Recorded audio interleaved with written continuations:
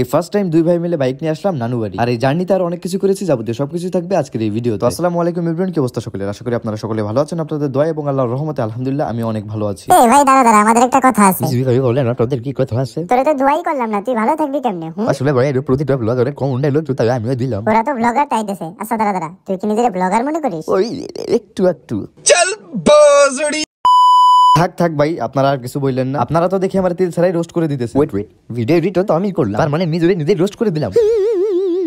আচ্ছা ভাই, আমরা এইসব বাদ দিই, আমরা আমাদের ভিডিওতে ফিরে যাই। তো সকাল সকাল দুই ভাই মিলে হাত মুখ দিয়ে বেরিয়ে পড়েছি হচ্ছে নানু বাড়ি যাওয়ার উদ্দেশ্যে। আজকে আমার নানু বাড়ি যাওয়ার কোনো ইচ্ছাই ছিল না, বাট ভাইয়া বলে যে চল একসাথে গিয়ে একটু ঘুরে আসি। তো ভাইয়ার কারণেই মূলত আজকে আমি যাচ্ছি। আর ভাই এদিকে আমার প্রচন্ড পরিমাণে শীত লাগতেছে। ভাই আপনাদের এলাকার কথা তো বলতে পারবো না, বাট আমাদের এলাকায় এখন থেকেই শীত পড়া শুরু হয়ে গেছে। মনে হয় আর এক মাস পরেই ফুলদমে শীত পড়বে। এখনই দেখেন কিরকম হালকা হালকা কুয়াশা পড়া শুরু হয়ে গেছে। আর ভাই সত্যি বলতে আমার কাছে শীতকালটাই সবচেয়ে বেশি ভালো লাগে। যাই হোক, কিছুক্ষণ হাঁটার পর আমরা চলে আসলাম চৌরঙ্গি। মূলত বাইক আমরা বাজার থেকে নিয়ে আসছি, বাট এখানে এসে আমরা একটু রেস্ট নিতেছি দুই ভাই মিলে। এরপরে হেলমেটটা পরে বাইকের উপরে বসে পড়লাম। ভাই এমনিতে আমার শরীরের যে কন্ডিশন, এর উপরে এই হেলমেটটা পরে আমার একদম বাজে দেখা যাইতেছে।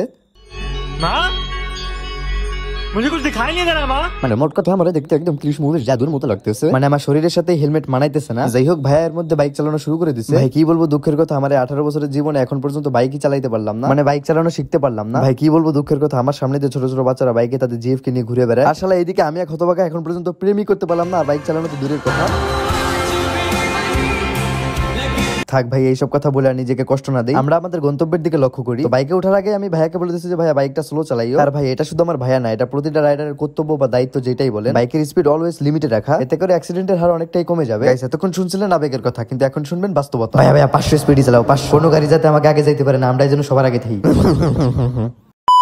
যাই হোক, আমরা দুই ভাই এইভাবে করে গুটি গুটি পথে ঠাটা পড়া রোদের ভিতরে চলে আসলাম নানু বাড়ির কাছে। আসে বলতে এখনো 3 কিলোমিটার পথ বাকি। আপাতত আমরা দুই ভাই হাইওয়ে রোডটা অতিক্রম করে চলে আসলাম এই দোকানে একটু রেস্ট করার জন্য। আর এইদিকে আয়নাটা দেখে একটু ভিডিও করতেছিলাম আর দেখতেছিলাম যে আসলে আমাকে কেমন লাগে হেলমেট পরে। তো এরপরে আর কোনো দেরি না করে হেলমেটটা খুলে ফেললাম।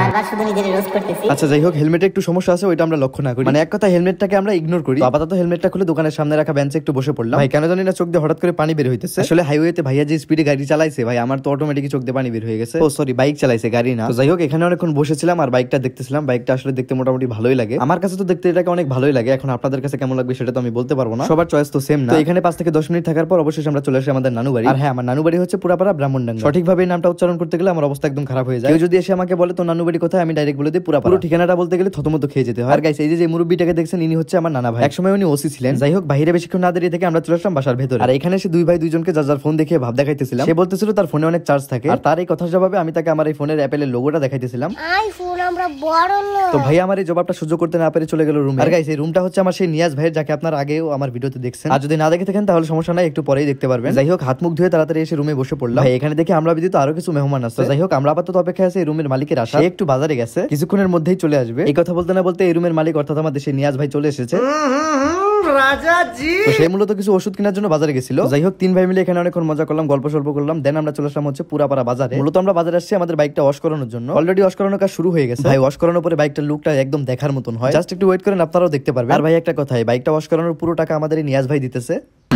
যাই হোক, আপাতত বাইকের একটা সিনেমেটিক শট দেখাই, আর আপনারাও এটা দেখেন। আর যদি ভালো ওয়াশ করি, আপাতত আমরা আসছি পুরাপাড়া বাজারের একটা মার্কেটে। মানে এখন পর্যন্ত মার্কেট হয় না, কিছুদিন পর হবে। আমরা দুই ভাই এখানে দাঁড়িয়েছিলাম আর আমাদের নিয়াজ ভাই বাইকটা চালিয়ে এখানে নিয়ে আসলো। আর গাইস একটা কথা, আমাদের নিয়াজ ভাই কিন্তু অনেক ভালো বাইক চালায়। যাই হোক, এরপরে বাড়ির উদ্দেশ্যে রওনা হয়েছিলাম, বাট ওই টাইমে দেখলাম যে আমাদের বাইকে তেল ফুরিয়ে গেছে, মানে অকটেন ফুরিয়ে গেছে। আপাতত আমার নিয়াজ ভাই তার টাকা দিয়ে বাইকে অকটেন ভরতেছে আর মনে মনে বলতেছে